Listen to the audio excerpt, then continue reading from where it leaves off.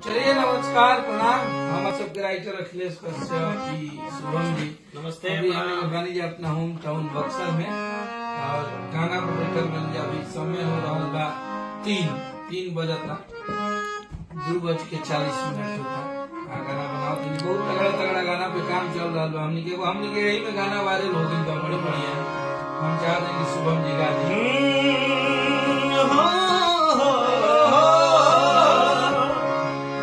अभी इंस्टाग्राम पे बड़ी वायरल चल रहा है।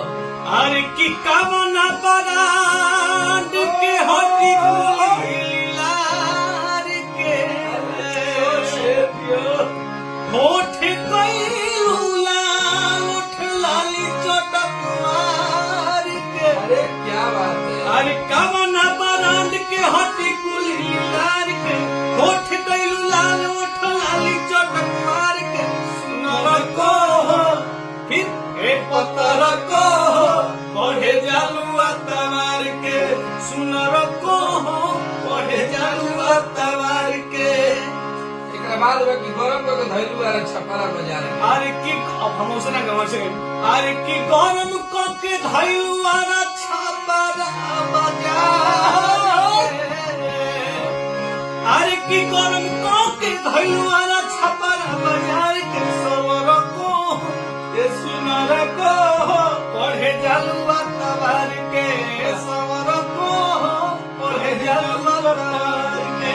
हिट मशीन जी का ये गाना आप लोग ट्रेंड करा रहे हैं इंस्टाग्राम पे, बहुत ज्यादा रील बना था। थैंक यू सो मच जितना भी क्रिएटर बनी जा भैया लोग, सबके बहुत बहुत धन्यवाद कि आप लोग अच्छा गाना के सपोर्ट कर लीजिए और बढ़िया गाना के आप लोग ऐसे ही आशीर्वाद प्यार बनौले रहिए। यही में आयोग चल रहा है रिवाइवल।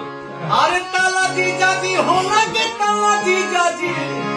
ताला जीजा जी ताला जीजा जी होना के ताला जीजा जी। हरा किसी मारो बहंगा में ताला जीजा जी। बहुत सारा गाना हम लोग बना रहे हैं और आप लोग बस आशीर्वाद प्यार बनाए रखिए अपने भाई पे। हमने के जौन चीज लेके आई है मार्केट में वो अब बूम से क्या ब्लास्ट हुई। आप सब बस आशीर्वाद प्यार बनाते रहिए। जय